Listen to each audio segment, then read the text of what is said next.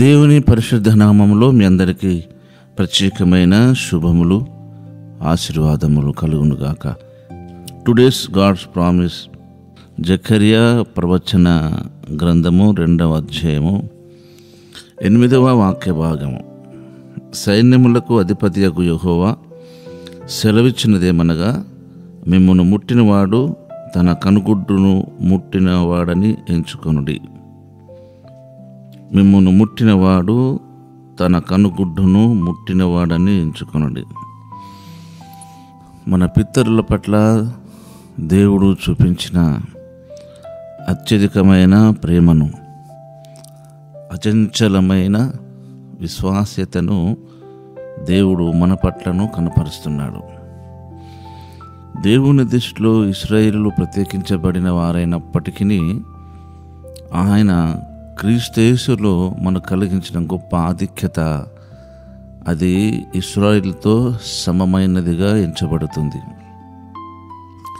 ప్రభు అయిన క్రీస్తులో విశ్వసించిన మనందరి జీవితంలో ఈరోజు ఈ వాగ్దానమును బట్టి మీ జీవితంలో కూడా దేవుడు మీకున్న ప్రతికూలమైన పరిస్థితులన్నిటిలోనూ, మీకు ప్రతికూలమైన ఎవరైతే మనుషులు ఉన్నారో వారందరిలోనూ దేవుడు మీకు ఎలాంటి హాని కీడు చేయకుండా ఆయన ఆపగల శక్తిగల దేవుడని మరోసారి ఈ మాట ద్వారా మిమ్మలను దేవుడు ధైర్యపరుస్తూ ప్రోత్సహిస్తున్నాడు.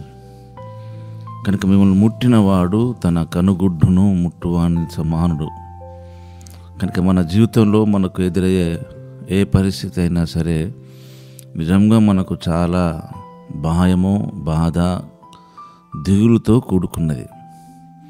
మన చూపించే ఆ చూపు, మన తలంపులు, మన యొక్క ఆలోచన విధానం అంతా కూడా ప్రస్తుతము మనం చూస్తున్న దాన్ని బట్టే మనకు కలుగుతుంది సర్వసాధారణంగా.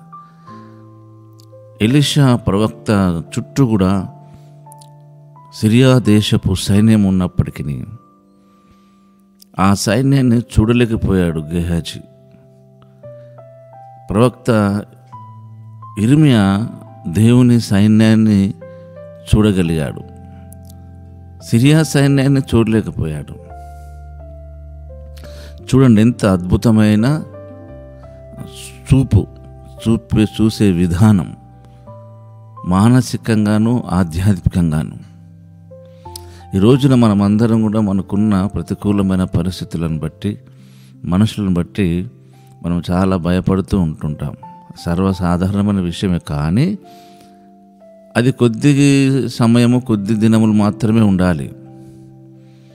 మనము కూడా ప్రవక్త ఎలీషా చూసినట్లే మనం దేవుని కార్యాలను, దేవుని ఆత్మ ప్రత్యక్షతను మనం అనిత్యం కలిగి ఉండడానికి మనం ఇష్టపడాలి ఆత్మీయులంగా. కనుక మిమ్మల్ని ముట్టినవాడు తన కనుగుడ్డు ముట్టువాడు సమానుడని ఎంచుకోమన్నాడు. గమనించండి. కనుక ఈ మాటను బట్టి ధైర్యంగా ఉండండి, మిమ్మల్ని మీరు ప్రోత్సహించుకోనండి.